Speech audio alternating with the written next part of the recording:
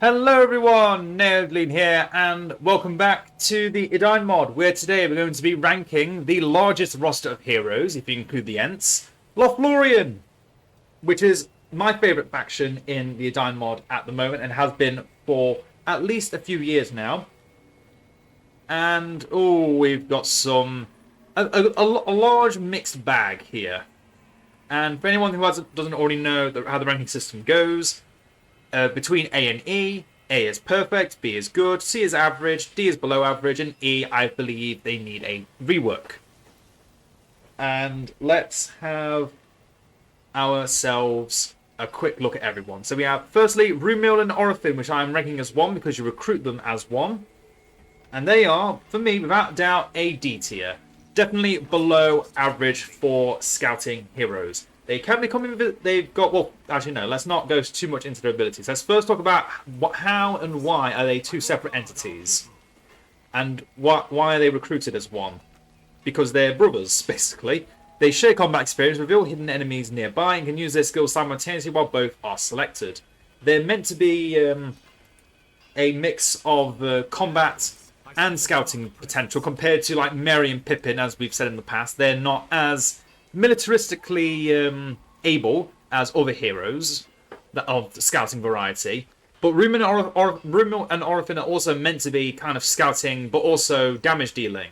They're meant to be the mix of both. But honestly, I feel like they've just got the worst of both. They don't scout very well. They can become invisible for 10 seconds but can still move and temporarily reveal themselves on attack.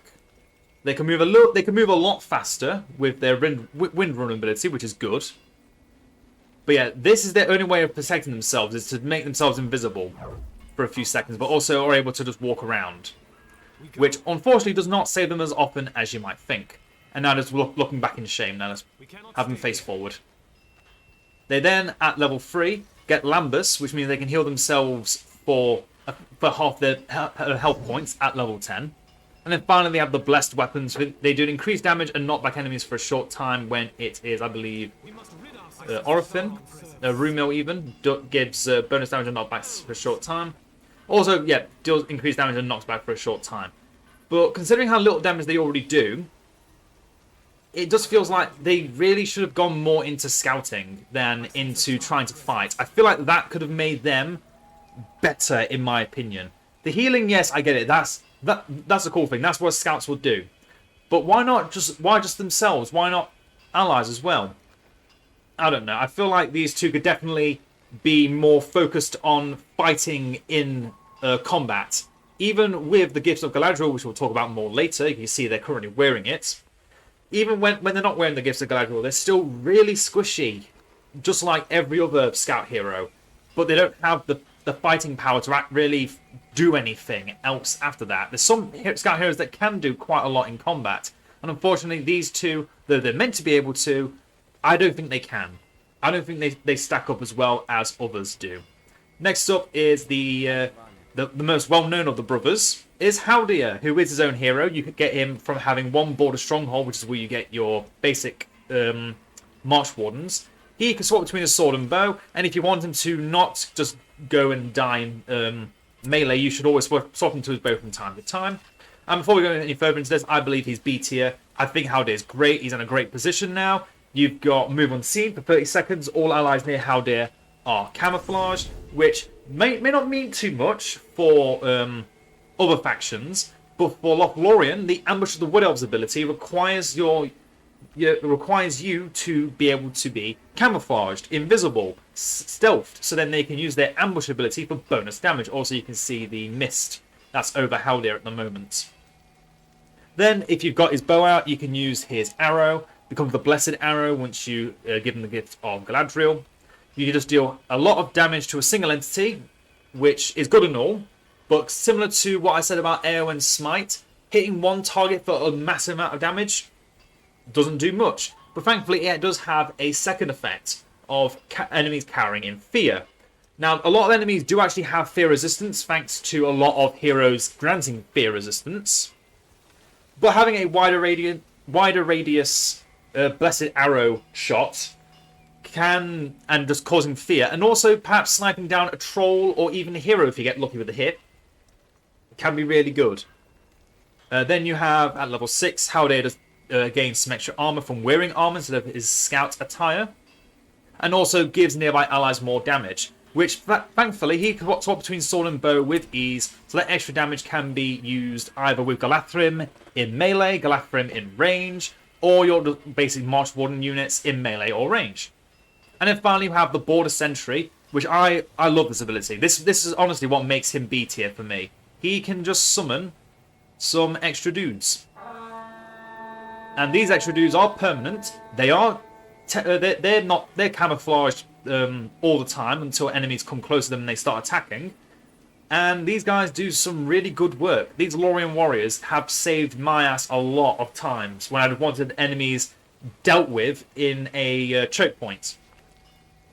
Works really well. Howdy is definitely one of the better heroes of Lothlorien. Now we're going to move off before we talk about the rest of the Elven heroes. We're going to talk about the allies of the forest. Starting with Grimbeorn, who I believe is a C tier hero, bordering on B tier after his recent rework. But unfortunately, I still think Beornings are in a weird position, and that just fighting archers is too difficult for these single entities to be dealing with. But anyway, Grimbeorn himself is a tank of a hero that has some very good mass slaying ability later on in the game. But starts off being able to swap between his very fast-paced attacks and a trampling bear form. And his level 5 ability does change depending on what form he is in, but the ability does the same thing in either one. You just deal a lot of damage to something, do some AoE knockback, or you just hit something really hard and cause fear, I believe. No, literally the same thing, just written differently depending on if you're wielding your axe or you're going to bite down on with your teeth. Then you have survival instincts. He heals himself in nearby Beornings, which again makes Beornings kind of worth getting, but it's another weird one because they're single entities, they're easily shot down, even when they're in bear form, trampling enemies. It's a weird one. Although the ability of the axe that you get given by Galadriel does make the Beorning stronger. So there's always positives and negatives. And now we come to what makes Grimbeorn such a powerhouse, is his bees. Just constantly swarming around him, dealing damage to everyone nearby. So if you're fighting Grimbeorn and you see those little flies going about, it's very hard to see them. But if you see them, run away, because he is just going to have them sting you to death. Especially weak entities like orcs are very susceptible to being just mauled by those bees. Unless, Grimbeorn gets mauled first. And then finally we have the power of wilderness. He becomes immune to arrows, gains bonus armor and bonus damage, which can make him a pseudo-hero killer with his ability activated. It's very easy to see when it's activated because he's got those green hands. Even the green hands don't... Oh, no, they are technically still there. Just, if you see those green effects around Grimbeorn, run away. You should be doing that anyway, unless you've got ways of just pinning him down. I feel like it should be grey. I feel like that might be a... I don't know. I'm not going to think too much about it. It's not a grey bear there. It may be a grey bear in that. It might be what it used to be, but yeah. Good C tier hero. Bit difficult to get. Can very easily be defeated if he is surrounded, because he doesn't do AoE attacks. His bear form can deal with everything that isn't pikemen, because obviously he's technically a cavalry unit in that bear form. So he will just take massive damage from revenge damage. And now we come to the Ents.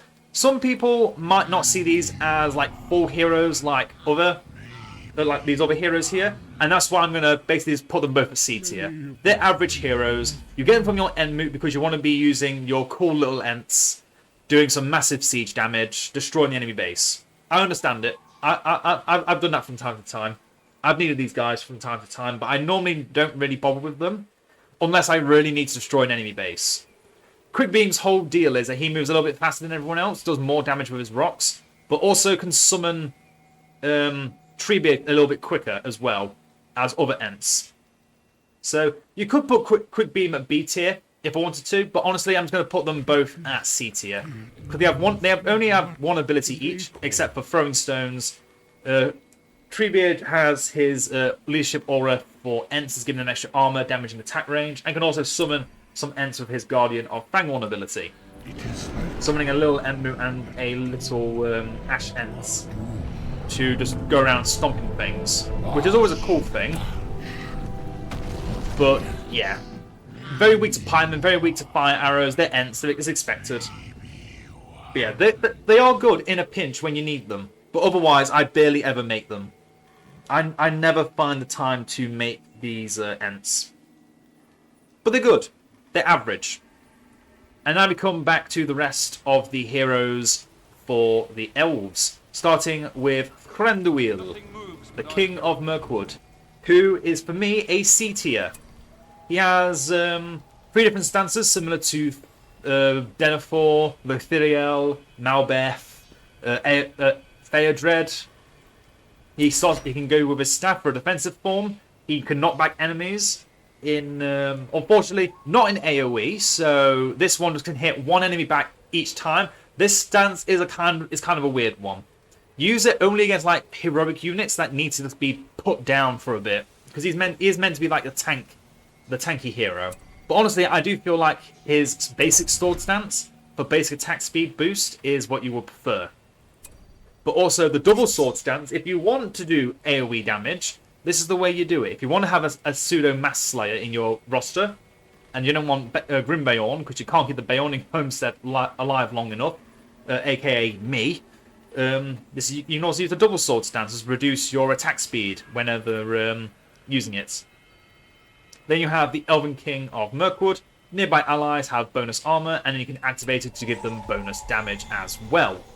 Which at 25% is basically Horn of Gondor, Horn of whatever faction you want to call it, but around Thranduil. Then he has, you can see around him, his little arcane bubble. He could take 10 hits, just taking less damage. And then after those 10 hits, the bubble bursts, and then you have to wait another 60 seconds till it comes back. You can hear when it explodes, and you can obviously see it around him when he is got it. Then you have probably the most unfortunate ability in the game, his mount and dismount, because unfortunately, the only other cavalry in this game for Lothlorien is, if I can select the main building without having to go back into the main thing, come on, let me do it, are the Elk Riders, which are, for me, the worst cavalry unit in the game. Well, one of the worst. They're mounted archers, their trample is atrocious, so Thranduil is not charging in with anything other than himself, and as a tank hero, you shouldn't really be throwing him into the fray like that on his own. Unless, of course, you have something like the Shield Wall or Double Shield Wall if you've given him the armor from Galadriel. Because then you just get a bunch of Mirkwood defenders to slash and cut everything around him, but also gives him bonus damage against ranged attacks while the ability is active. So in melee, he's going to take less damage from all the things protecting him, but also he's going to be taking less from arrows because, you know, there's technically shields protecting him. And then finally, the Feasts of Mirkwood is another weird one. Because this ability can give you healing. It will heal allies in a wide range and generates resources, but will vanish instantly if enemies get near, and only one fairground can be around at the same time. The problem with this ability is Lothlorien already has so much healing in their kit, and they can build it anywhere, that this ability kind of feels wasted on this faction. Because you've got, from your main base, if you have the Sanctuary, you can go Safe Refuge. Your entire base now heals you.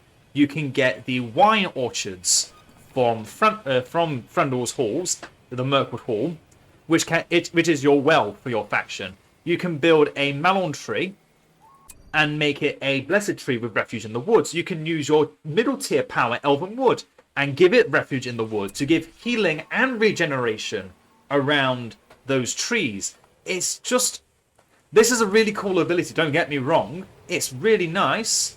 The problem is, though, it feels wasted on a tank hero. Why do you linger in the shadow? Who, also on a faction where everyone already has this. Maybe maybe change it to like a supply cart thing, where it can I don't know. I don't know.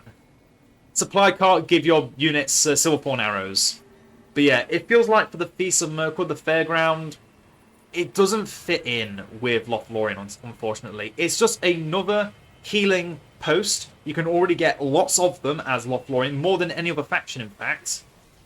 So it's just more icing on the cake.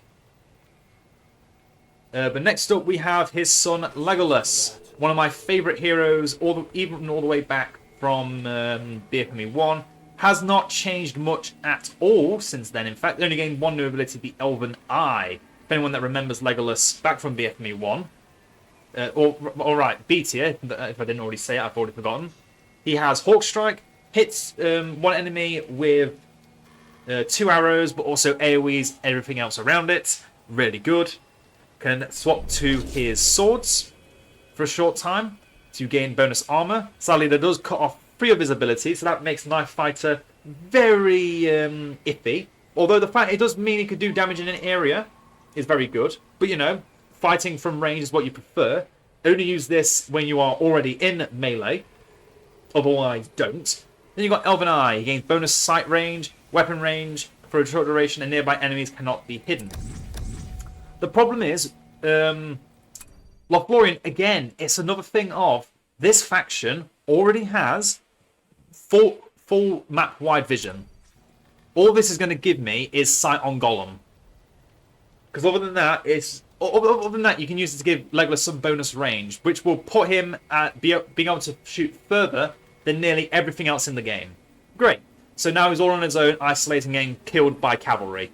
I'm not joking, that's happened to me before. That's why I don't like using that ability. I prefer to keep him with the archers, also because of his ability, Train Archers. Lithior Ithilin. Just all those archers just gain like a full level from this. Most of them do. And then we have one of the best abilities for Legolas, the Arrow Wind, which is a mass slaying tool and a hero slaying tool, if you use it properly, like I talked about with Aranar in my Arnor video.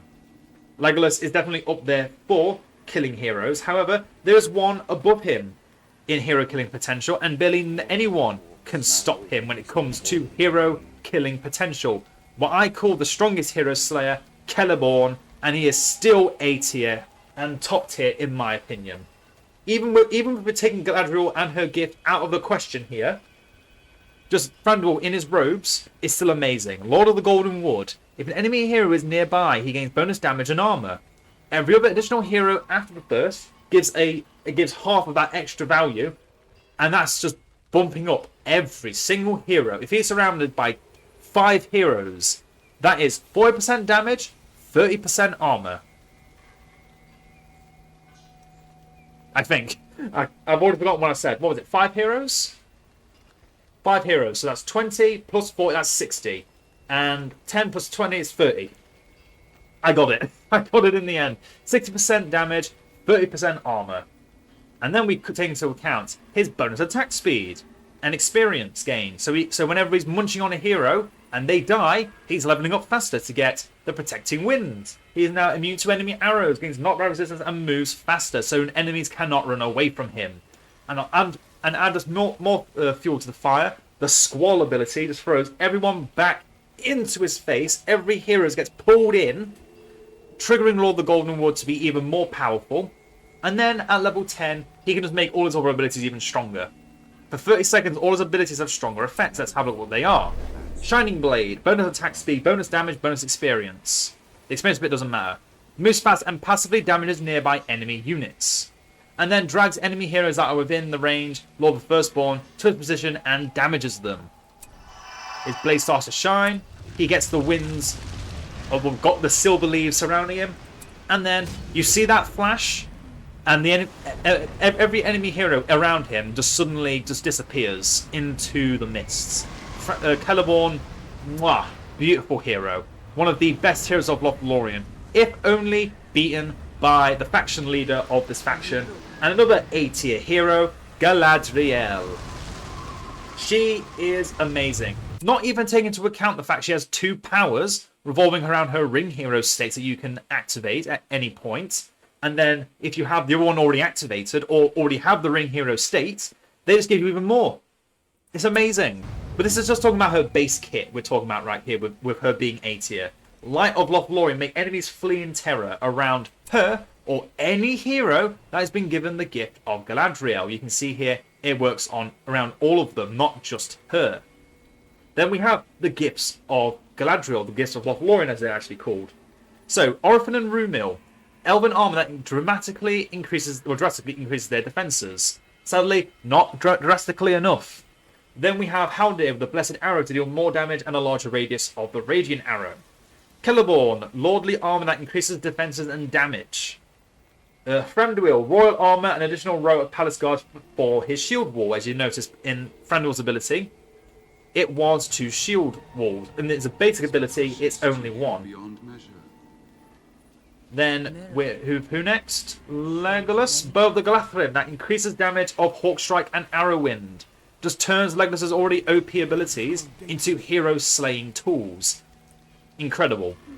And then finally, the newest edition, the Axe of Doriath for Gridbeorn, increases the armor and speed of nearby Beornings by 25% with each strike. So yeah, if you're trampling around, I'm not sure if this ability triggers when he's in bear form, but if it does, oh, I hope it does. One day I'll find out. Then we have the Radiant Aid. Select a hero. Let's just use Haldir as an example. Use the... I kind of use Celeborn, but oh well. Haldir, use your other ability. Summon all those extra troops. You know, those troops I really hyped up earlier. Well, let's just give them back to him. Let's give them back to him. Oh, God, my throat is killing me. Come on. Give it back to him. There we go. Giant glow, by the way. Oh, my eyes. And now he can do it all over again. Means you can just stack them, by the way, it looks like. Or not. Or whatever. Yep. Any hero who gets Galadriel on the map is immediately fully healed if all of the abilities are fully recharged. Making every hero on this roster, except for obviously the two that can't get the gifts, because, you know, they're Ents, they just get fully repaired. Celeborn can go on a murdering spree and come out of that unscathed. It's incredible. And if your heroes are too tightly packed together, by the way, it can hit more than one hero. This is how it used to work. They changed it so it can only target one hero at a time instead of the little AoE around the hero. So I could be wrong on that. Heroes don't typically like sit really close together. As you can see, that's as close as they get together. So that, but yeah, if heroes could be all pulled together to one location, Radiant Aid, in theory, should work on all of them. Same as like with, as I saw before, Arathant's ability with the Forge-based heavy armor for a troop. Every troop in the clump will get that buff. It works in the same way. It's something that can't really be fixed. It's just a little exploit. Then we have the White Lady's Banishment, which is, by the way, a word of power. Watch. That is word of power right there. It's not as powerful, granted, because she's not like buffing her own damage. But still, throw enemies away, dealing damage and robs them of all leadership effects for a medium duration. Additionally, if a hero with the Gifts of Lothlorien is nearby, enemy heroes are blown away and deal no damage for a medium duration. Which could mean between 30 and 60 seconds if I... well, actually no. 10 and 30 seconds I think is a good medium duration. Long duration would be more than a minute. And then finally, the Nenya's Cleansing. All ally units and buildings on the map regenerate for a long duration. Again, that's about 60 seconds. Units in the vicinity of heroes with Gifts of Lothlorien additionally become fearless and can't be knocked to the ground. Buildings in the vicinity of heroes with Gifts of the Gifts are immune to fire. And considering most siege damage becomes fire damage later on, Balrog is all fire and magic damage. Just watch. Everything starts to glow. If you see this, pray. Pray you do not live long enough to see the full terror in your enemy's face. They won't be lasting for much longer. Can't be knocked to the ground takes away Lothlorien's biggest weakness of having to deal with cavalry. Because that just means cavalry can't charge them.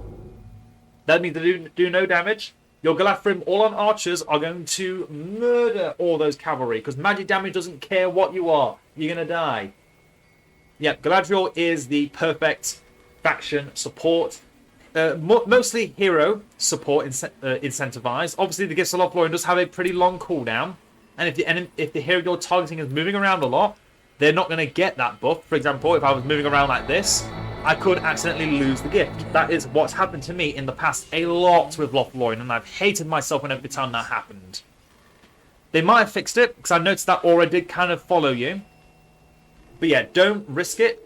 The hero you're planning to give the gift, tell him to sit still by pressing S, then give him the gift with Galadriel. Put him in whole ground stance if you have to, so they don't move around. Give the Galadriel. On them, this is going to be even better. She makes the entire faction better just by existing. And this is not even taking into account the Lady of Light, giving all allies around in the radiuses of her abilities more stats, more everything. Or Queen of Storm ability, where she can just destroy not an enemy base on her own, but an enemy army on her own. With all her different abilities. Rob them of their damage. Make them destroy each other. It's an incredible hero. In every shape and form. And that is everything for Lothlorien. The longest list, definitely out of all of them, if you do include the Ents, which I did. And they're definitely one of the strongest rosters in the game, in my opinion, when it comes to heroes. There's a few that let the bar down, that you probably normally never see me even bother making, for good reason. Some heroes that I just never get round to making because I need to build the settlements, when I normally prefer to make Malon trees anyway, because, you can get extra vision with them and such if you don't have the vision. And, healing as well. But they do exist, they do help, they are useful. Some heroes have some abilities that would be great for other factions, but, it happens. And I hope you all enjoyed, I hope you all learned something, and I will see you all in the next one. Farewell.